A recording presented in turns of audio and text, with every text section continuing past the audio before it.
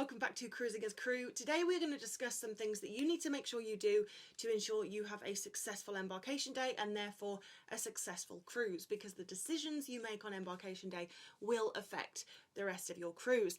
And after working on ships for 10 years, I have seen people do pretty much everything on embarkation day, and I can tell you that if you do things in the order I'm going to tell you to do them, you will not only have a good embarkation day, but you will have a good cruise. So without further ado, let's get into it. So the first thing that you probably want to do when you get on board your cruise ship is eat. Everyone goes straight to the buffet, but this is not what you should do. The first thing you need to do when you get on board your cruise ship is book in any restaurants that you want to go to and book in for any shows or activities that you want to do. Now, you might be thinking, but Lucy, I had access to the cruise ship app before I joined my cruise ship, so I've already made these reservations. Great, good for you. Sometimes the app doesn't work though. Now, what happens is at like 11 AM on embarkation day, the ship's computer system rolls over to the new cruise. So what you can sometimes find is before your cruise, you may have gone on the app and booked in all your restaurants and activities, but then once the cruise ship's system kicks in to your cruise, your app doesn't actually reflect what you've booked in anymore, because sometimes there's a disconnect with the system. So if you have been able to use your app before the cruise, once you get on board, open your app and double check that all of the restaurants and the activities that you booked in are still booked in, because believe me, it has happened more times than not. Hopefully it all stays as is, but you never know. It's always worth checking. If you have not had access to your app, this happened to me when I went to cruise on Virgin Voyages a few weeks ago. Couldn't get on the app before I went on the cruise ship, which meant that when I got on, I had absolutely nothing booked in. So the very first thing I did when I got on board was go and book in my restaurants and the activities that I wanted to be a part of.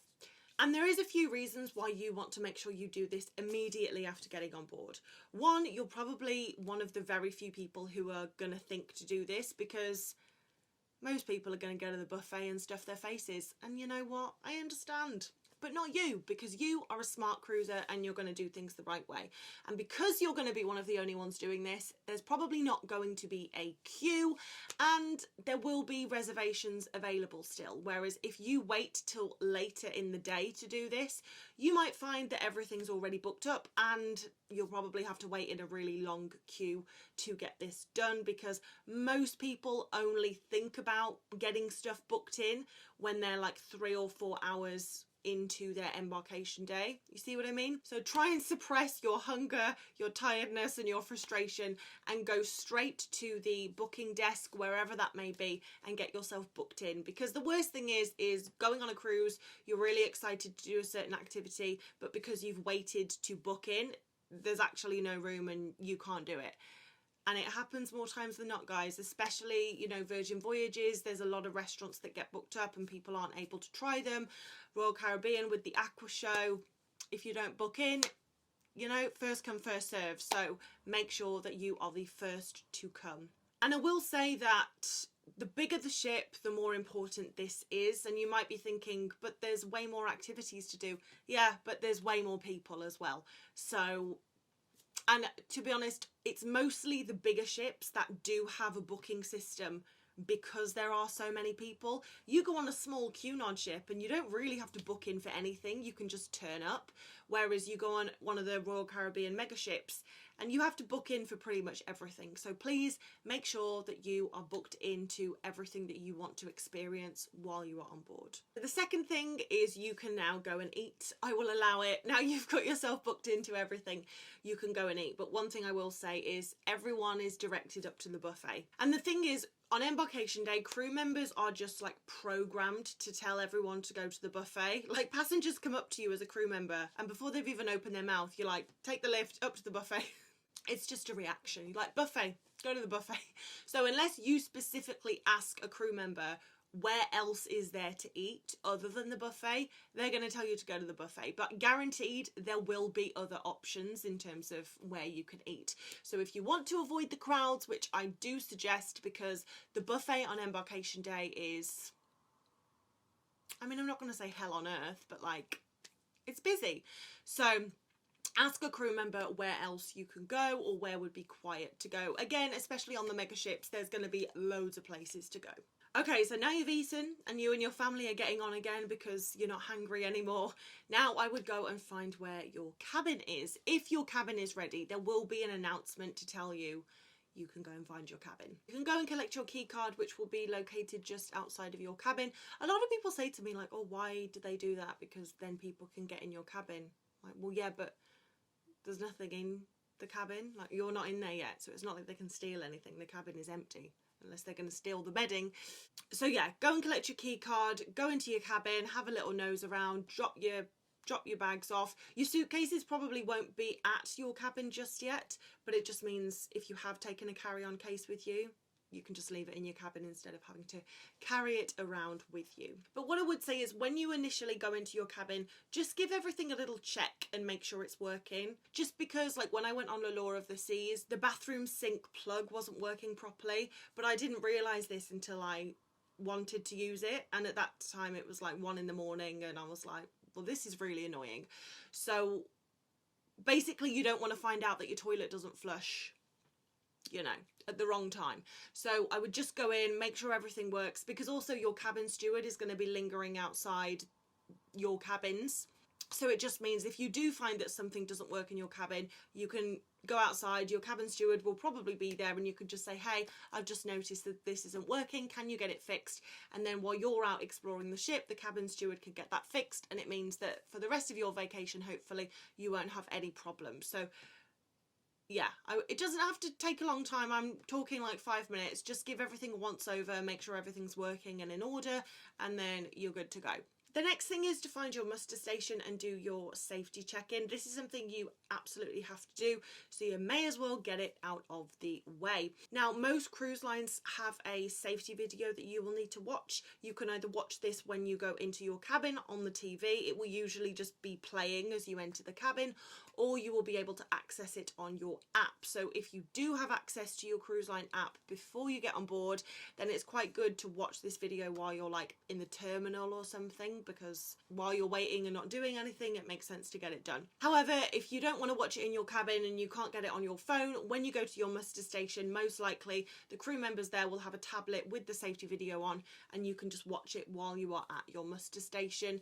Normally now you don't have to do anything at your muster station. You literally just have to go there and check in, and the point of that is so you've been there. So in the event of an emergency, you know where you need to go. I remember back in the day when it was like an hour long situation, like everyone had to gather in their muster station, everyone had to try putting on the life jacket, we had to listen to the 7 short 1 long. It was just the worst thing. So it's really nice now that you don't have to do that. It's all very, very simple now. But I would get that done as soon as you can, just so you can forget about it and focus on enjoying your embarkation day. Now, I drink a lot of water, and what you might realise when you do go out and check your cabin is there's no water in your cabin usually. Carnival usually supplies 2 big plastic bottles of water that they charge for. As far as I know, the luxury cruise lines and Virgin Voyages is the only cruise line that actually provides water in your cabin, because you can't drink the tap water. You might not be aware, don't drink the tap water on a cruise ship. Not a good idea. So because of this, when I went on Royal Caribbean, I took a water bottle with me. I went up to the buffet, filled it up with drinkable water, and just left it in the fridge in my cabin. So it just meant that when I woke up in the middle of the night, like gasping for water, I had some water in my cabin. So after you've been to your muster station, that's usually the next thing I do. If I didn't think to do it when I went to eat earlier, go and fill your water bottle up and put it in your fridge in your cabin. So now you have done most things that you need to do. Now is a really good time to have a wander around the ship and try and get your bearings, see where everything is, and also take a closer look at the daily schedule. So the schedule is going to be available on the cruise line app. You will also be able to get a printed version of it, usually at guest services every day. But the good thing about having it on the app is you will be able to see every day's daily schedule on the app. Now, because cruise ship internet is a bit dodgy, what I would recommend is go onto the app while you're still in port and you have internet, and take a screenshot or a screen recording of the daily schedule for every single day. And then it just means that if during the cruise the internet isn't that great and for whatever reason you cannot access the daily schedule on the app, you already have it saved to your phone via screenshot or screen recording. And also it's just nice to have a look at what's going on when, so that you could kind of plan, like, okay, I want to be at the pool area then because there's the belly flop competition, or I want to go to this bar because they're going to be doing a cocktail making class, or whatever. It's just good to get a grip on what's going on at what time. And that brings me on to the internet. Now, you have heard me say till I am blue in the face, put your phone on flight mode before you leave. And yes, that is the piece of advice. Before you leave port, make sure your phone is on flight mode, make sure your mobile data is off, because you don't want to incur any extra charges while you are out at sea. And usually, not always, but usually the second day of your cruise is probably going to be a sea day. So before you leave port on embarkation day, make sure your phone is on flight mode, because you can still access cruise ship Wi-Fi even if your phone is on flight mode. And also, if you are going to buy cruise ship Wi-Fi, it's a good idea to try and activate it before you set sail on embarkation day, because on embarkation day there will be loads of crew members dotted around to help you with Wi-Fi access, because it's an issue on every cruise ship. So the cruise line always knows to put crew members out just to help with that issue. And then it is just a case of enjoying your cruise. You've done everything you need to do and you can just relax into it now. Your bags will arrive at your cabin shortly, so you can go back to your cabin and unpack. You've got your dinner reservation done because we did that earlier. So yeah, you can just enjoy your cruise knowing that everything is taken care of. But I cannot put too much emphasis on the fact that it's really important you get everything booked in when you get on board, because there's just been too many people that haven't done that, and then they've been really disappointed when they either weren't able to go to a restaurant they were really looking forward to going to, or weren't able to go to a show. So get it booked in, because even if you have it booked in and then later you change your mind and decide you want to go, that's fine. But what happens is, for people who don't book things in, let's say they want to go to a show, they have to basically wait outside the theatre just before it starts to see if anyone who has booked in has decided not to show up, and therefore there's going to be some space. You don't want to be the person waiting and lingering outside just hoping that someone doesn't show up. You want to be the person that booked in that's decided not to show up. Do you see what I mean? Anyway, you get it. But I hope you have a fantastic cruise. Let me know in the comments which cruises you have booked, where you're going. It's all very exciting. And also, if there's anything else you do on embarkation day to make sure that you have a smooth cruise. But thank you so much for watching. I hope you have a fantastic week ahead. And as always, guys, I'll see you in the next video.